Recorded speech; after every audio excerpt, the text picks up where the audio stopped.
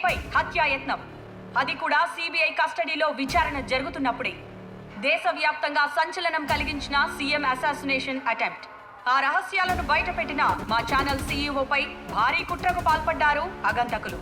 మా సీఈఓ చే జర్నలిజం కోసం, నిజం కోసం ప్రాణాలు పణంగా పెట్టి పోరాడుతున్నారు.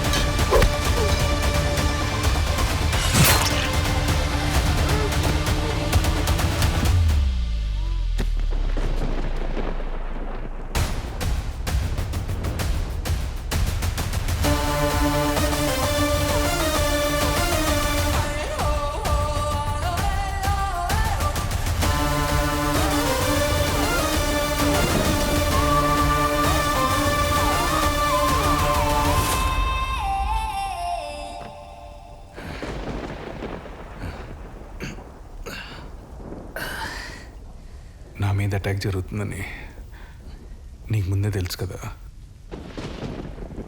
అసలు కెమెరా అక్కడ పెట్టాలని ఎందుకు అనిపించింది?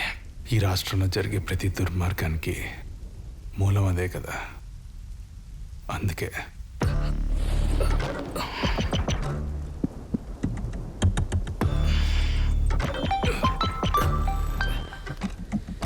విక్రమ్, ఏం జరుగుతుంది? అసలు మన కస్టడీలో ఉన్న అతని మీద అటాక్ జరుగుతుంటే ఏం చేస్తున్నారు? ఓకే సార్, సిచ్యువేషన్ కంట్రోల్లోనే ఉంది. నేను ఈ కేసు క్లోజ్ చేసి కలుస్తాను సార్.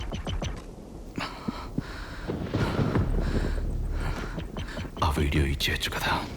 ఎందుకు సార్? ఎవరు చేశారో మీ క్లారిటీ ఉంది కదా. నాకు క్లారిటీ ఉంటే సరిపోదు. వాడు నాకు 48 అవర్స్ టైం ఇచ్చాడు. అదే 48 అవర్స్లో కేసుతో పాటు వాడిని కూడా క్లోజ్ చేయాలి కదా, ఎవిడెన్స్ కోసం. ఆల్రెడీ టీవీలో టెలికాస్ట్ అవుతుంది సార్.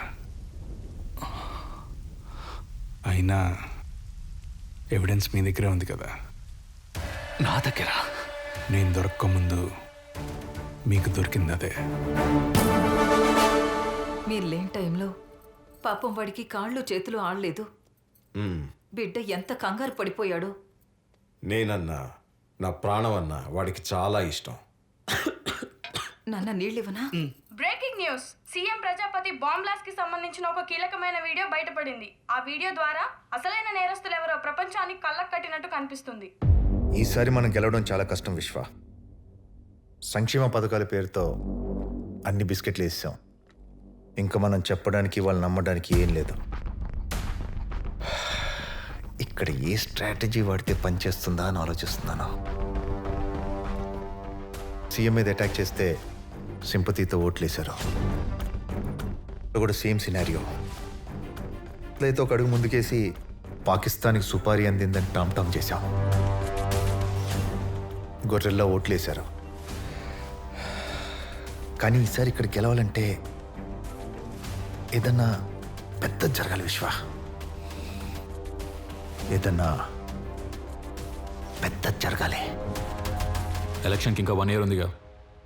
జనాలు గొర్రెలబ్బా, వాళ్ళకి ఇప్పుడే మేతేస్తే తినేసి మర్చిపోతారు. ఈ బుర్రతోనే సీఎం అవుదాం అనుకుంటున్నావా?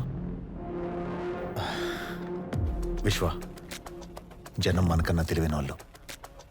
అందుకే ముందస్తు ఎన్నికలు తీసుకొచ్చి వాళ్ళు ఎవరికి ఓటేయాలని డిసైడ్ అయ్యే లోపే కన్ఫ్యూజ్ చేసి నువ్వు సీఎం కుర్చీ ఎక్కేయాలి. అది జరగాలంటే ఏదన్నా పెద్దది జరగాలి.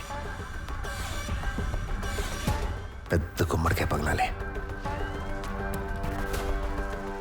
నేనన్నది నువ్వు సరిగ్గా విన్నట్లేదు విశ్వ. నేనన్నది పెద్దది, పెద్ద ఆయన కాదు. అయినా ఆయన యాక్ట్ చేయడు కదా. యాక్ట్ చేయడు, అందుకే నిజం చేద్దాం.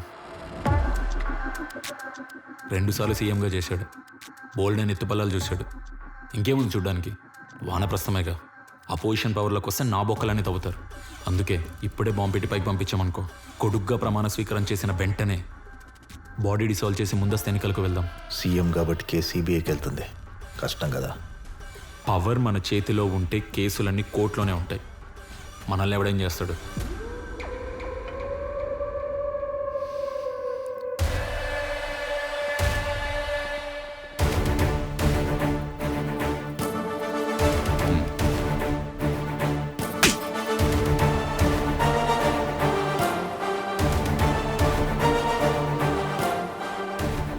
జై హింద్ సార్.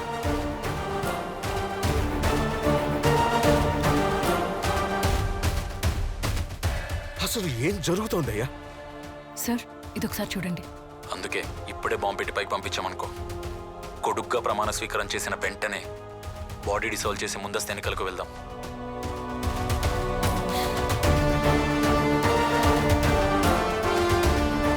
నేను ప్రజలకి చెప్పేది ఒకటే. తప్పు చేస్తే కన్న కొడుకైనా పార్టీలో సభ్యుడైనా ఒకటే. ఎవరినీ క్షమించను. నాకు ప్రజలే ముఖ్యం. ప్రజల తర్వాతే కుటుంబం. జై హింద్ సార్. జై హింద్.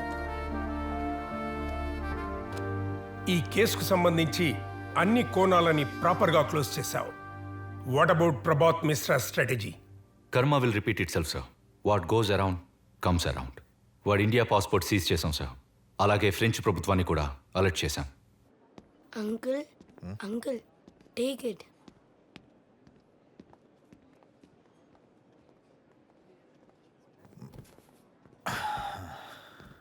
సంక్షేమ పథకాల పేరుతో అన్ని బిస్కెట్లు వేసాం. ఇంకా మనం చెప్పడానికి వాళ్ళు నమ్మడానికి ఏం లేదు. పాస్పోర్ట్ లేదు కాబట్టి తిరిగి ఇండియా రాలేడు. అక్కడ కూడా రానివ్వరు.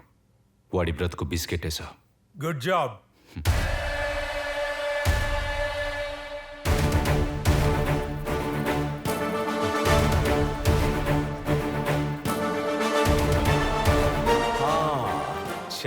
సార్, నా ప్రాణాలు కాపాడావు.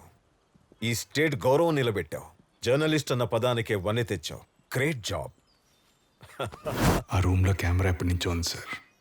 ఈ చిన్న లాజిక్ ఎలా మిస్ అయ్యారు? అయినా నా టార్గెట్ మీరే.